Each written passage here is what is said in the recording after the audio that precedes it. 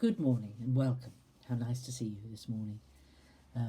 We're coming on what can be quite a contentious problem and thing that Jesus did in his life for us to ponder today. And we find two incidents of it in Luke chapter 6, verses 1 through to 11.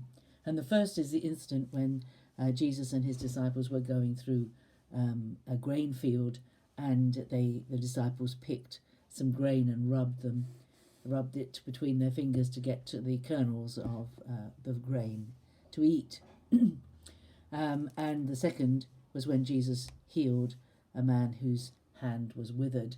And both of these things were done on two different Sabbaths. A Sabbath is a biblical principle, Old Testament principle, and right until the coming of Jesus, everyone observed the Sabbath on the last day of the week, the Saturday. When Jesus came and rose on the first day of the week, the Christian church, the Christian people, celebrated their day of Sabbath on the first day of the week as a celebration of the resurrection of Jesus, because this was such a momentous event in their lives that they changed their day, their Sabbath day, from the last day of the week to the first day of the week.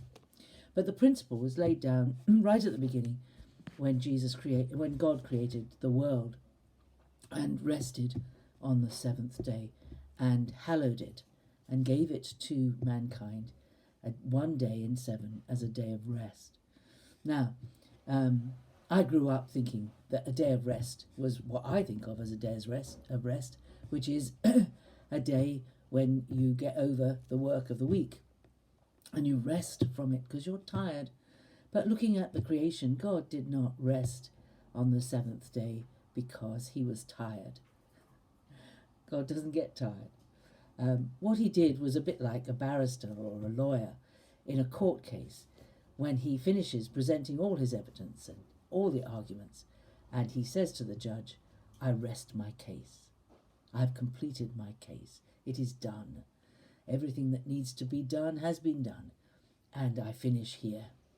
So the Sabbath was a day of completion, the day that completes the week, and the day that God, but Jesus, by the time Jesus came, the idea of simply having a day a week in which you focus on God and worship him had become a day that was so wrapped up in rules and regulations that there was very little that you could do on the Sabbath. And that is true to today for Orthodox Jews, that they will do very, very little. They won't even turn an electrical switch on a Sabbath day because it's regarded as work.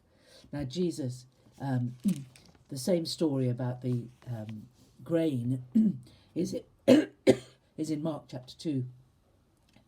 And Jesus, when he's criticised for them plucking the grains of corn, he says, the Sabbath was made for man, not man for the Sabbath. The Son of Man is Lord even of the Sabbath. So this is the first principle Jesus set up about the Sabbath, that the Sabbath was just like everything else Jesus taught. It wasn't about what you did or what you didn't do. It was about what was going on inside the heart, the motive for what you did. And there were two kinds of things that Jesus allowed for the Sabbath, that he said were all right for the Sabbath. And he said Sabbath was made for man, not man for the Sabbath. Man had become so tied up with rules and regulations that the Sabbath was no longer a joy. It was a pain. And those of us who grew up with, you can't go to the cinema, you can't go dancing, you can't do this, you can't do that, you can't do the other on a Sunday, were given the wrong idea of what Sabbath is all about. Sabbath is about time you take every week to focus totally on God. When you're working full time, when you're occupied with all sorts of the necessities of life, it's difficult to keep God at the centre, keep Jesus at the centre. So every week we need a day when we focus on him, and we stop running around like headless chickens, and we actually calm down and we rest. We need rest and relaxation. God doesn't. But he made the Sabbath for us because he knew we would need it. And it's been proved over the years by experimentation that the best kind of work system is 6 days work and 1 day off. We actually do it differently, don't we? We mostly have 5 days work and 2 days off if we're working in certain kinds of industry and clerical work and so on. But so he said, Jesus said, the Sabbath was made for man, not man for the Sabbath. That's worth some thinking about. The Sabbath is meant to bless us, not to make life more difficult for us. And the other thing that he did on the Sabbath was the second thing, when he healed the man with the withered hand. And Jesus made it quite clear when he talked about rescuing an ox that had fallen in a hole.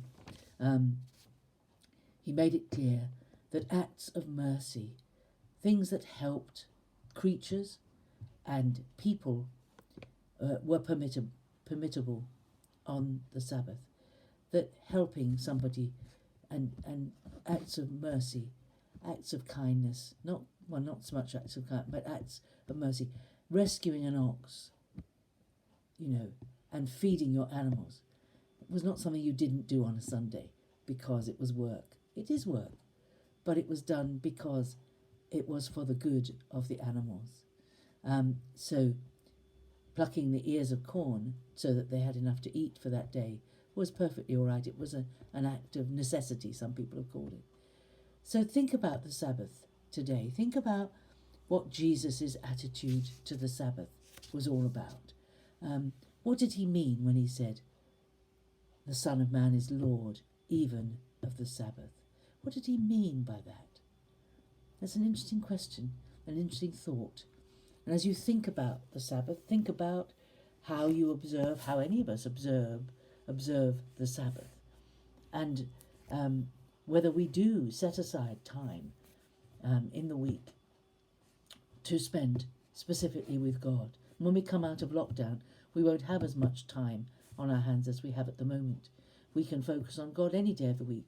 But when we come out of this period of time that we're in, we need to make sure that every week has a pattern to it, where there is time set aside to be with God. There is Sabbath time. And what does that mean for you? And what is included in a Sabbath for you? What restores you in the presence of God?